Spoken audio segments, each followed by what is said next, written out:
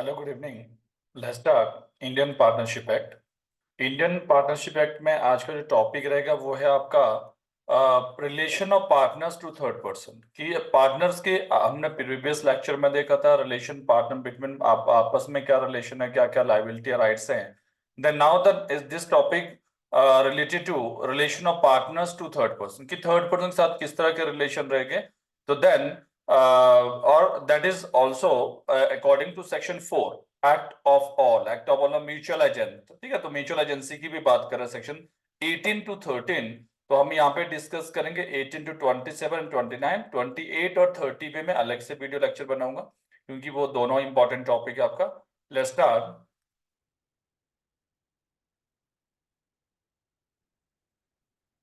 Chapter number 4। Chapter number 4 Indian partnership act, section 18 to 27 आज हमने discuss करने और साथ में 29 भी डिस्कस कर लेंगे। 28 एंड 30 दोनों के ऊपर अलग से हम अभी टुमारो डिस्कस करेंगे। ये दोनों इंपॉर्टेंट है और मेंस और प्रीलिम्स दोनों पर्पज से। ठीक है, देखो नाउ से according to section 4 act for all, जो पार्टनर है वो एक्ट करते हैं ऑल पर्सन के लिए एक्ट करेगा, तो मतलब they are mutual agent, mutual agency. Act of partner is the act of partnership form. जो पार्टनर एक्ट करेगा वो किसका एक्ट माना जाएगा? Partnership form. तो कंसिस्ट ऑफ म्यूचुअल एजेंसी, वो इस बात को क्लियर करता है कि mutual agency applies in partners, तो mutual agency apply in partner.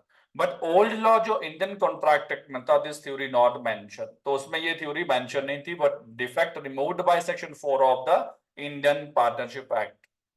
तो then the word acting upon, जो इंडियन पार्टनरशिप एक्ट का सेक्शन 4 में उसमें वर्ड यूज हुआ है acting upon, that means partner represent the element of mutual agency. तो partnership form कैसे वर्क करती है? म्यूचुअल एजेंसी के। तो it is a term better that acting on behalf of other. Acting of behalf of other यहाँ पे use नहीं किया, ये अकेला acting of all word use किया यहाँ पे। तो then in partnership firm there is mutual agency. Means जो पार्टनर होता है वो आपका एजेंट भी होता है और आपका प्रिंसिपल भी होता है। ठीक है, ए मतलब प्रिंसिपल एंड एजेंट बोथ। मान लो ए और बी दोनों पार्टनर है, तो ये एजेंट भी है और पार्टनर भी, प्रिंसिपल भी है। ठीक है, क्लियर।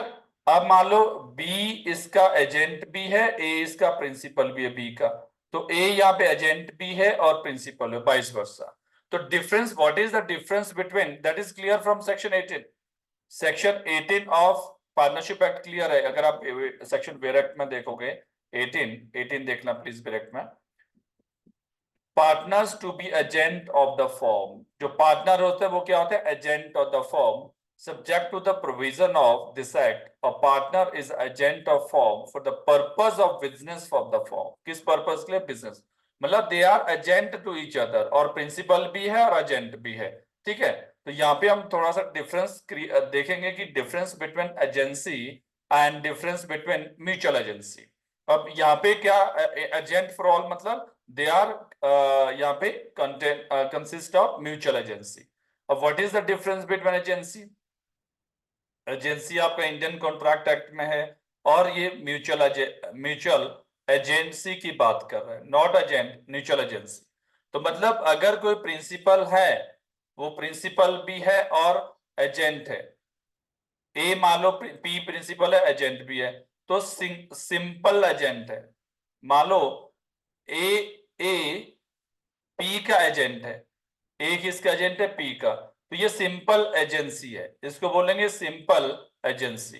रिवर्स नॉट पॉसिबल, मतलब P is not agent of A, तो that is not possible here. अगर इस तरह का केस है वो कहां जब फॉलो होगा? आपका एजेंसी में। मान लो ए है, ए प्रिंसिपल है, ए प्रिंसिपल है, बी एजेंट है, इसका एजेंट है। ए मान लो जहां बिजनेस है वो बिजनेस कर रहा है एज ए प्रिंसिपल, इस दूसरा कौन है? एजेंट है। या reverse is not possible, A is not agent here और ना ही बी प्रिंसिपल है, लेकिन बी किसके लिए काम कर रहा है? ए के लिए, एज ए एजेंट काम कर रहा है, इसको बोल देंगे simple agency. Where reverse is not possible, that is simple agency. ठीक है, बट जहां पे प्रिंसिपल है, प्रिंसिपल भी है पर्सन एंड साथ में एजेंट भी है। वो प्रिंसिपल भी है, एक कैपेसिटी पे प्रिंसिपल है, दूसरी कैपेसिटी पे एजेंट है, या फिर एजेंट है और ये प्रिंसिपल भी है। ठीक है, इसको बोलेंगे म्यूचुअल एजेंसी। देखो दोनों में फर्क है, एक म्यूचुअल एजेंसी की बात करें, दूसरा आपका simple agency. Simple agency one side होता है, एक पर्सन प्रिंसिपल है, दूसरा एजेंट है। और म्यूचुअल एजेंसी में दोनों मतलब दोनों कैपेसिटी पे वर्क कर रहा है। अगर पी प्रिंसिपल है तो एजेंट भी है। ठीक है, पी अगर जब ए यहाँ पे एजेंट के तौर पे काम कर रहा, पी प्रिंसिपल है, जब पी एजेंट के काम कर रहा, ए प्रिंसिपल, मतलब रिवर्स पॉसिबल। अगर रिवर्स पॉसिबल है तो इन दैट केस क्या होगा, वो mutual agency. Section 18 of Indian partnership act, partner is the agent of the form. Partner is the agent of the firm for the purpose of business of the form. किस purpose के लिए, business of the form. तो agency sorry, agency between partnership is not by virtue of contract but due to law. Law impose this concept. Law ने यहां पे impose किया section 18 के अंदर mutual agency. Then law of partnership is essential of law of agency. तो Indian contract act में भी दिया है एजेंसी का। Then legal fiction is applicable. तो यहां पे क्या एप्लीकेबल हो जाता है आपका, लीगल फिक्शन एप्लीकेबल हो जाता है। Legal fiction is applicable in the law of partnership, discussed with provision या discussed with reference, इस तरह से क्वेश्चन आ सकता है। Legal fiction is applicable in the law of partnership discuss with to provision of partnership act. तो legal fiction means suppose, supposition by law. Law suppose करेगा against the fact, मतलब actual और फैक्ट कुछ और है बट हम suppose करें, that is legal fiction. Fiction and fact are oppose to each other. If it is fact, it is not legal fiction. It legal fiction, then not a fact. अगर fact है वो legal fiction नहीं है, जो legal fiction है वो fact नहीं है। तो legal fiction is law, legal fiction is not and not presumption of law. That is law, not presumption law. तो presumption may be reverted, but law is established. Presumption को revert किया जाता है, पर law establish करता है। सब purpose to administrative justice with the help of fiction. तो हम कई बार legal fiction, जैसे मान लो suppose A, B, C, D, they are partner. ये पार्टनरशिप फॉर्म है, तो ये प्रिंसिपल भी है और एजेंट भी है। ये एजेंट प्रिंसिपल भी है और एजेंट भी है, प्रिंसिपल भी है, एजेंट भी है, प्रिंसिपल भी है, एजेंट भी है। ठीक है, ऐसा नहीं है कि ए बी ए का एजेंट है या सी डी का एजेंट है, नो। ये दोनों कैपेसिटी पे वर्क करे। सेक्शन 18 क्लियर है, लॉ में दिया, हम सपोज करेंगे देयर इज म्यूचुअल एजेंसी। ठीक है, there is mutual agency, hence act of partner is the act of all partner। अगर एक एक्ट करता है वो सभी लाइबल होंगे, not by constructive liability but yes they are partner. Act of partner मतलब म्यूचुअल एजेंसी। तो provision of mutual agency that is also under section 2A of Indian partnership act, A of Indian Partnership Act। Then next is section 19 employed authority.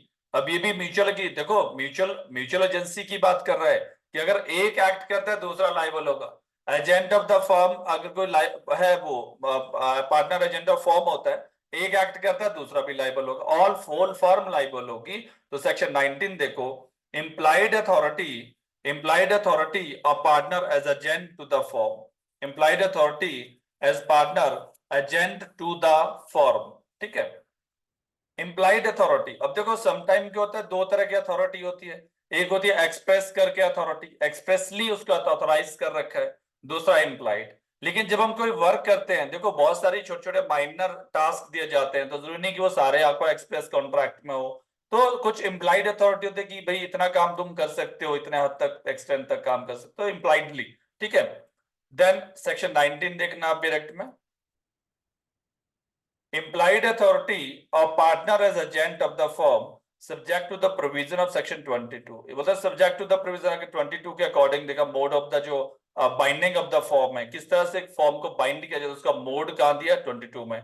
The act of partner which is done to carry on the usual way, ठीक है, business of kind carried on any form bind the form.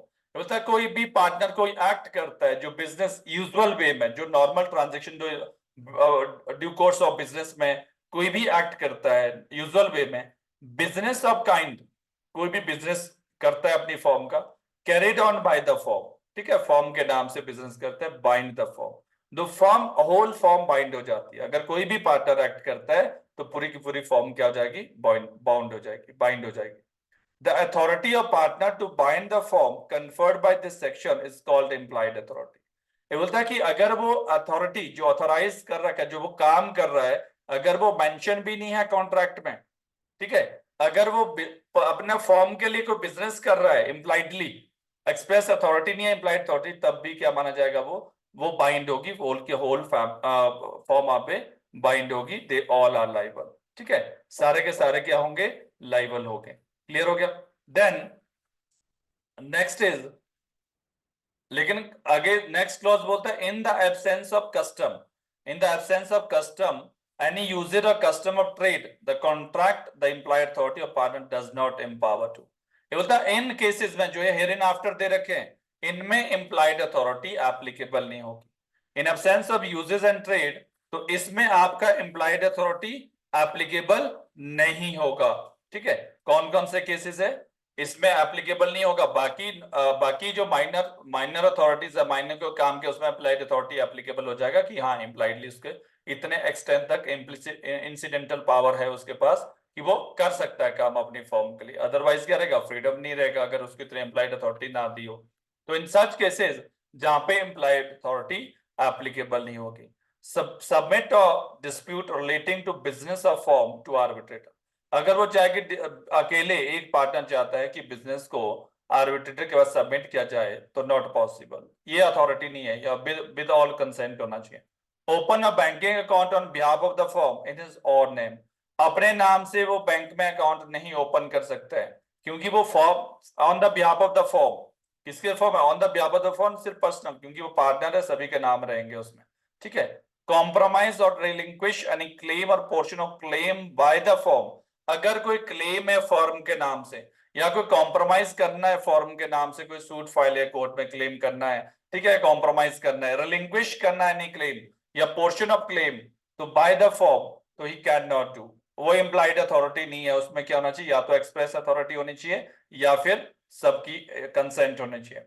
Withdraw a suit proceeding file on behalf of the form, बोलता है मान लो form ने कोई suit file कर रखा है, एक सिंगल आदमी उसको विड्रॉ कर रहा है, मान लो 3 पार्टनर है ABC, ए उसको विड्रॉ कर रहा है, no behalf of the form he can not, वो with consent of all partner withdrawal होगा। Admit any liability in suit of proceeding against the form, बोलता है अगर मान लो किसी पर्सन ने फॉर्म के ऊपर कोई सूट फाइल कर रखा है और सिर्फ एक अकेला पार्टनर एडमिट करता है without the consent of other person, तो नो, एक्सप्रेस कंसेंट होनी चाहिए अदर पर्सन की, देन ही can admit on the behalf of the firm, तब वो कर सकता है क्योंकि सबकी वहां पे रजामंदी है। Acquire immovable property on behalf of the form, कि वो प्रॉपर्टी एक्वायर किया जाए किसके बिहाफ में, फॉर्म के बिहाफ में। Transfer immovable property belonging to the firm, या अकेले वो ट्रांसफर कर रहा है जो फॉर्म से बिलोंगिंग प्रॉपर्टी, उसको सेक्शन 14 में हमने डिस्कस किया था फॉर्म की property. Enter into partnership on behalf of the firm, या अपने फर्म के बिहाफ में वो किसी के साथ पार्टनरशिप कर रहा है दूसरे पर्सन के साथ, अकेले नहीं कर सकता है, अदर पर्सन की भी यहाँ पे क्या होना चाहिए, आपका कंसेंट होना चाहिए। क्लियर, तो ये आपको एक बार रीड कर लेना है इसको। Then section 20, extension and restriction of partner implied authority, extension and restriction of implied authority, बोलता है कि अगर एक्सटेंशन है, एक्सटेंड कर सकते हैं पावर को, या फिर उसको रिस्ट्रिक्ट किया जा सकता है। The partner in the form में by contract between the partners, by contract with one the partners extend और restrict the implied authority of the partner, ये बोलता है किसी पार्टनर की जो इम्प्लाइड अथॉरिटी को एक्सटेंड किया जा सकता है, उसको पावर दी जा सकती है या उसको रिस्ट्रिक्ट किया जा सकता है, कैसे किया जाएगा, बाय कॉन्ट्रैक्ट। कैसे करोगे आप, लिख के करोगे, कॉन्ट्रैक्ट मेंशन करोगे, ठीक है। लाइक जैसे मान लो suppose for example there are 4 partner, कितने पार्टनर है, 4 पार्टनर है, A B C D, कितने पार्टनर है, 4, ठीक है। अब मान लो सपोज, सॉरी 3 पार्टनर है, 3 पार्टनर है, अब मान लो सपोज 3 पार्टनर है, ठीक है। अब इन्होंने क्या किया, अब इन्होंने क्या किया, 3 पार्टनर है, not borrow money from third person, इन्होंने आपस में एक कॉन्ट्रैक्ट किया, not borrow money from third person. इन्होंने बोला कि कोई भी पर्सन, कोई भी पार्टनर तीसरे व्यक्ति से, कोई भी पार्टनर तीसरे व्यक्ति से क्या है, बोरो नहीं करेगा, अमाउंट बोरो नहीं करेगा, मतलब लोन क्रेडिट नहीं करेगा। अब मान लो सपोज सी क्या करता है, सी सी बोरो मनी फ्रॉम एक्स, इसने एक्स से 10,000 रुपीज ले लिए on the behalf of the partner. अब देखो इन्होंने अपने आप को रिस्ट्रिक्ट कर रखा है कि कोई भी पर्सन क्रेडिट नहीं करेगा, क्रेडिट नहीं लेगा, तीनों के ऊपर रिस्ट्रिक्शन है। अब इसने क्या कर दिया, ले लिया। जो थर्ड पर्सन है, अब x is a third person here, x क्या है, थर्ड पर्सन। तो देन अब देखो यहां पे दो चीजें होगी, या X, if X knowledge that C has no implied authority, X को अगर इस बात का नॉलेज है कि इनका आपस में कॉन्ट्रैक्ट बना रखा है कि इसके पास इम्प्लाइड अथॉरिटी नहीं है क्रेडिट करने का, तो फर्म नॉट लायबल। अगर उसको नॉलेज है किस बात का, कि भाई नो इम्प्लाइड अथॉरिटी, इसके पास कोई भी इम्प्लाइड अथॉरिटी नहीं है और इसको रिस्ट्रिक्ट किया गया है, अगर इस बात का नॉलेज है उसको, तो firm not liable, firm not liable. तो वो पर्सनली लायबल होगा, फर्म नॉट लायबल। ठीक है, अगर उसको नॉलेज नहीं है, no knowledge of such contract, such restriction, then firm liable, तब फर्म यहाँ पे लायबल होगा, थर्ड पर्सन बाकी पर्सन के ऊपर भी क्लेम कर सकता है। तो थर्ड पर्सन को बताना होगा कि वो रिस्ट्रिक्शन, जब भी मान लो सी, या तो सी को बताना पड़ेगा, सी को एक्स को बताना पड़ेगा कि रिस्ट्रिक्शन है मेरे ऊपर, ठीक है, ये रिस्ट्रिक्शन बतानी पड़ेगी। देन अगला प्रोवाइड, अगला नेक्स्ट देखो, notwithstanding any such restriction, any act done by partner on behalf of the firm which falls within his implied authority bind the firm unless the person with whom he is dealing know, मतलब knowledge है उसको। देखो अगर ये ऐसा act करता भी है, इसको रिस्ट्रिक्ट किया गया था, इसके इम्प्लाइड अथॉरिटी को रिस्ट्रिक्ट किया गया था, ठीक है, कि ये बोरो नहीं कर सकता मनी, फिर भी उसने बोरो किया मनी, तब भी फर्म पे लाइबल होगी। ठीक है, क्या होगी, लाइबल होगी। बट अगर थर्ड पर्सन, जो थर्ड पर्सन को नॉलेज होगा इस बात का कि इसको रिस्ट्रिक्ट किया गया है इम्प्लाइड अथॉरिटी में, तो देन तब पार्टनर अकेला लाइबल होगा, फिर फर्म लाइबल नहीं होगी। ठीक है, फर्म लाइबल नहीं होगी। ठीक है, एक बार फिर से रीड कर लेते हैं। Extension and restriction of partners implied authority. The partner in form may by contract between the partner, contract होना चाहिए उस चीज के लिए, restriction या तो restrict किया गया या फिर extend किया गया। Notwithstanding any such restriction, any act done by a partner on behalf of the firm, किसके behalf में किया उसने, firm के behalf में, which falls within his implied authority, bind the firm, तो वो firm क्या होगी, bind होगी, unless the person with whom he is dealing know, मतलब अगर उसको नॉलेज है किसको, थर्ड पर्सन, जिस पर्सन के साथ उसने कॉन्ट्रैक्ट किया, द रिस्ट्रिक्शन और डज नॉट नो और believe that partner to be partner, या उसको ये पता नहीं कि एम्प्लॉय अथॉरिटी, या उसको ये पता नहीं पार्टनर है, उसने उसको क्रेडिट दे दिया। ठीक है, अगर उसको नॉलेज है तो देन वो लाइबल, तो फॉर्म नॉट लाइबल, अगर नहीं है नॉलेज तो लाइबल होगा। ठीक है, द नेक्स्ट इज हम डिस्कस करेंगे partners authority in emergency, partners authority in emergency. देखो नाउ, अगर आप सोचने वाली बात है कि ये सेक्शन क्यों है यहाँ पे इमरजेंसी वाला, ऑलरेडी क्लियर हो रहा था, partnership already there, why this section of 21। देखो emergency arises, a partner has authority in emergency, मतलब अगर इमरजेंसी वाली सिचुएशन होती है तो, to do all such acts for the purpose of protecting the firm from loss as would be done by the person of ordinary prudence, ordinary मतलब ordinary business of course, in his own case acting on similar circumstances, and such act bind the firm, तो वो whole form, आपका form क्या होगा, bind होगी। तो emergency arises, that is emergent situation, partner does for which he is not authorized। अगर मान लो emergency situation आती है, अगर वो पार्टनर ऑथोराइज नहीं भी है उस एक्ट को करने के लिए, उसने वो एक्ट किया, लेकिन किस सिचुएशन में, किन सर्कमस्टांसेस में, इमरजेंसी सर्कमस्टांसेस में। ठीक है, this section is to protect him, तो वो ये सेक्शन उसको प्रोटेक्ट करेगा, क्योंकि उसने वो काम कैसे किया, इमरजेंसी के सिचुएशन में। मान लो कहीं पार्टनरशिप फॉर्म लॉस में जा रही है, तो वो एक्ट कर रहा है वहां पे, ठीक है, पर्सन, लेकिन उसका अथॉरिटी नहीं है, फिर भी एक्ट कर रहा है, लेकिन इमरजेंसी है, ठीक है। Protect him from doing unauthorised act, मतलब वो अनऑथोराइज्ड एक्ट कर रहा है, उसको प्रोटेक्ट किया गया यहाँ पे सेक्शन 20 बना। He did in emergency, otherwise he would not have done, ठीक है। Acted as a man of ordinary prudence, तो ऑर्डिनरी प्रूडेंस में उसने वो एक्ट किया, तो ही विल प्रोटेक्टेड, या तो वो प्रोटेक्ट हो जाएगा कहाँ पे, वो अकेला लाइबल नहीं होगा, फिर क्या होगा, चाहे वो अनऑथोराइज एक्ट किया उसने, वो ऑथोराइज नहीं है उस एक्ट को करने के लिए, लेकिन सिचुएशन कैसी है, इमरजेंसी, तो होल पार्टनरशिप फॉर्म लाइबल होगी।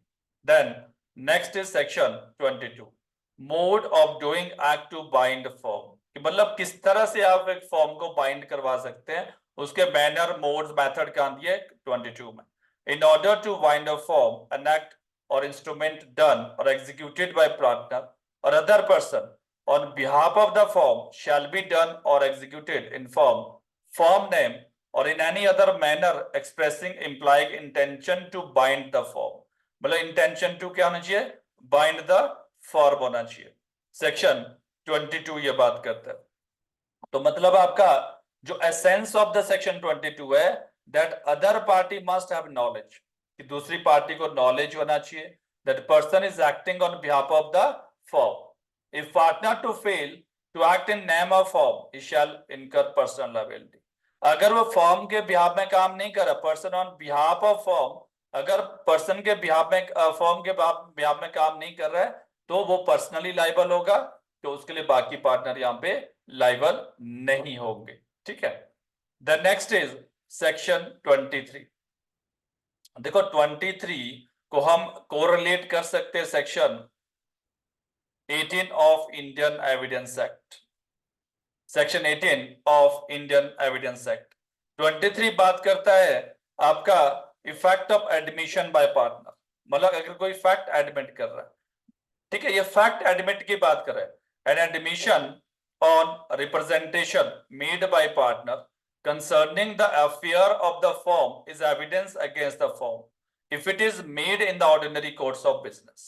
मतलब कोई एक फैक्ट है बाय पार्टनर एडमिट करता है उस फैक्ट को, अफेयर ऑफ द फर्म, वो फैक्ट किससे रिलेटेड होना चाहिए, अफेयर्स ऑफ द फर्म, जो वर्क ऑफ द फर्म उससे रिलेटेड होना। कई बार क्या होता है, मान लो सपोज 3 पार्टनर ने मिलकर एक पार्टनरशिप बनाए, ए आता है, वो अपने प्रोडक्ट के बारे में बताता है, मेरा प्रोडक्ट ऐसा है, मेरा प्रोडक्ट वैसा है, वो बता रहा है, ठीक है। अब उसने कोई स्टेटमेंट दिया, एडमिट कर दिया कोई, हाँ हमारा प्रोडक्ट ये है, एडमिट कर दिया, अब ये होल फॉर्म के अगेंस्ट होगा, इसका एडमिशन माना जाएगा section 18 Indian evidence act. Evidence by agent is evidence against principal, क्योंकि पार्टनरशिप फॉर्म में क्या होता है, they are vice versa, agent भी होते हैं और प्रिंसिपल भी होते हैं। तो section 18 para number 2 of section 18 of Indian evidence act clear है कि अगर कोई एजेंट और प्रिंसिपल आपस में रिप्रेजेंट करते हैं, रिप्रेजेंटेशन बाय एजेंट और प्रिंसिपल, तो देन दे आर लायबल, ठीक है, वो एडमिशन माना जाएगा होल फॉर्म के अगेंस्ट। तो then made in ordinary course of business में उसने बस ऑर्डिनरी कोर्स ऑफ बिजनेस में वो एडमिट कर रखा हो फैक्ट, तो वो होल बाकी पार्टनर के अगेंस्ट भी पढ़ा जाएगा, एडमिसिबल इन एविडेंस।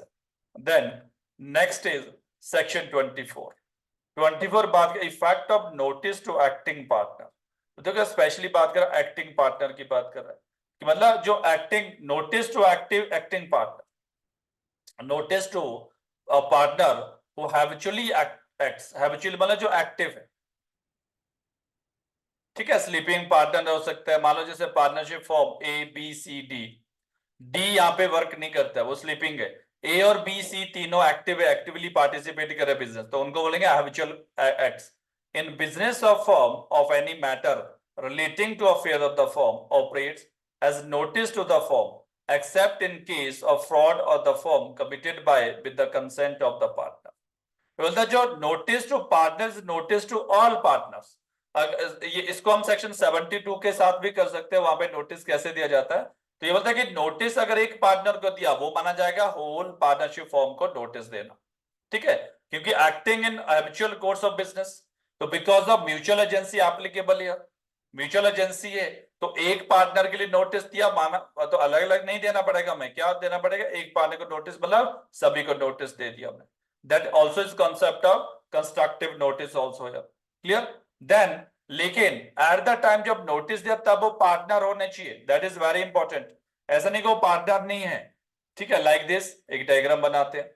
मान लो suppose A B C D, इन चारों ने मिलकर एक पार्टनरशिप फॉर्म किया.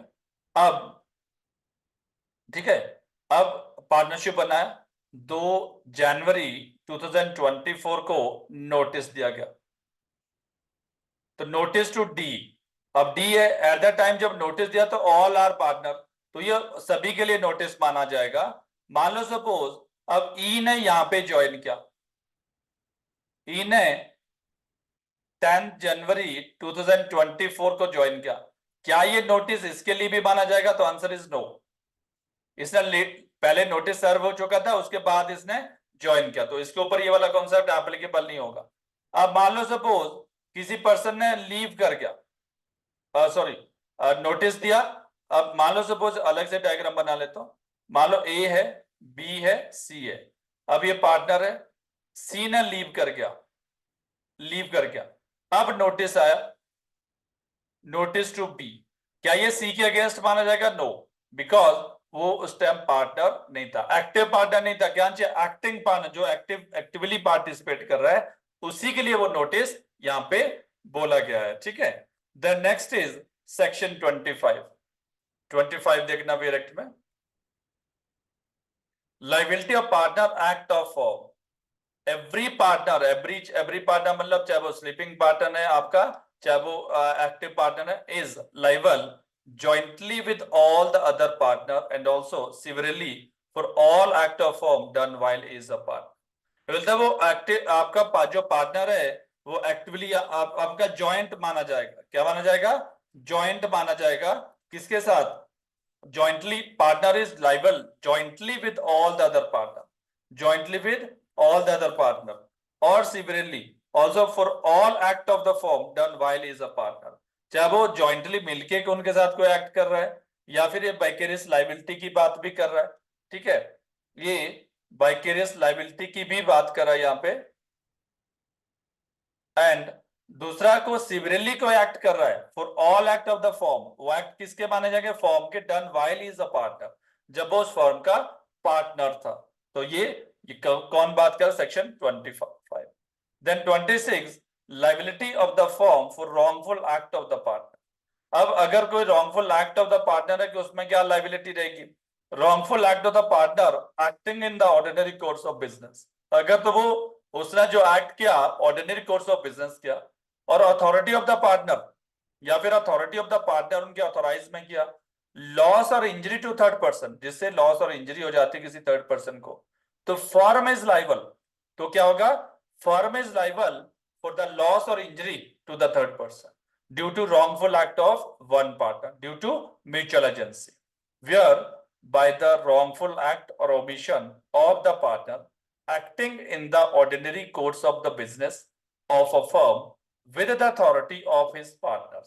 मतलब या तो वो किसी ने चाहे एक्ट किया हो चाहे ओमिशन को. आईपीसी में आपने एक्ट और ओमिशन की डेफिनेशन देखी होगी सेक्शन 32-33 में. सीरीज ऑफ ओमिशन भी हो सकता है और सिंगल ओमिशन भी हो सकता है, सीरीज ऑफ एक्ट भी हो सकता है, सीरीज ऑफ एक्ट भी हो सकता है और सिंगल एक्ट भी हो सकता है.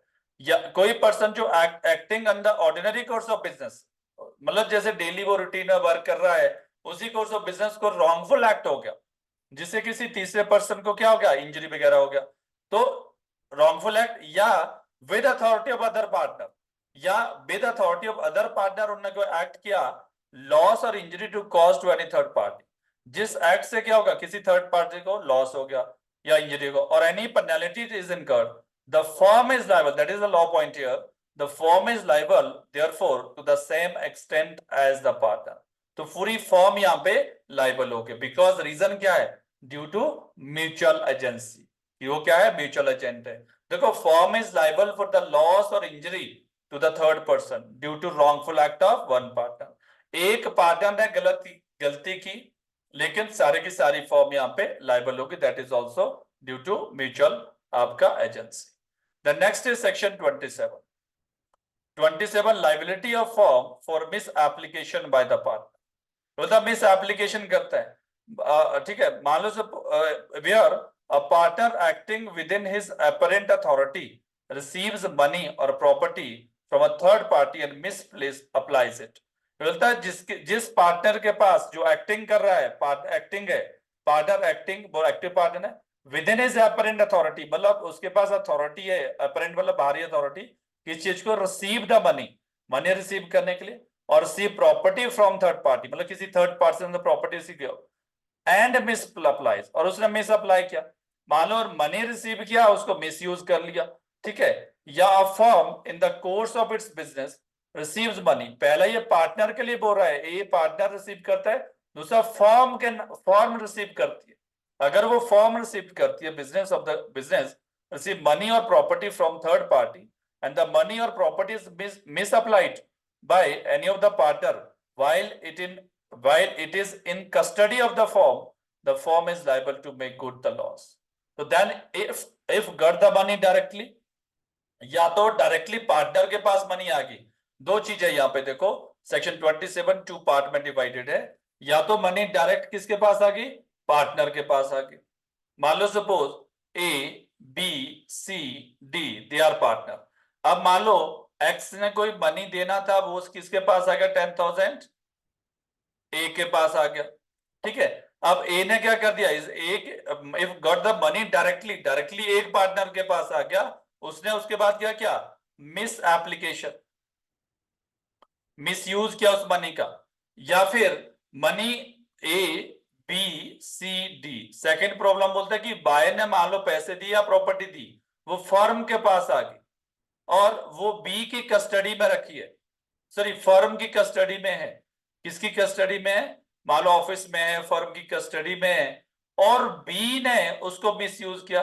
या ए ने मिसयूज किया, या डी ने, कोई भी एक पार्टनर उसको मिसयूज कर रहा है, या कोई दो पार्टनर उसको मिसयूज कर रहे हैं, तो miss applied by him the money kept in custody of the firm, custody किसकी थी, फर्म की कस्टडी, किसी पर्टिकुलर पार्टनर की कस्टडी में नहीं था, फर्स्ट वन पार्टनर के पास डायरेक्ट अमाउंट आ जाता है, डायरेक्ट प्रॉपर्टी ट्रांसफर, सेकंड दिन प्रॉपर्टी तो फर्म के पास आई लेकिन मिस कस्टडी में थी फर्म की और मिसयूज किया, तो legal fiction miss application of property by one partner is miss application by the firm, तो हम लीगल फिक्शन यहां पे लेंगे कि miss application of property by one partner, miss application of by the firm, तो whole firm यहाँ पे live की एक पार्टनर ने उसको मिसयूज किया, तो हम ये मानेंगे कि सबने उसको मिसयूज किया, तो firm is liable to make good the loss, अगर लॉस इंजरी हो जाती थर्ड पर्सन को तो कौन लाइबल होगा, तो आपका फर्म लाइबल होगा, इसको बोलते हैं म्यूचुअल एजेंसी, ठीक है, 27 तक आपको समझ आ गया होगा।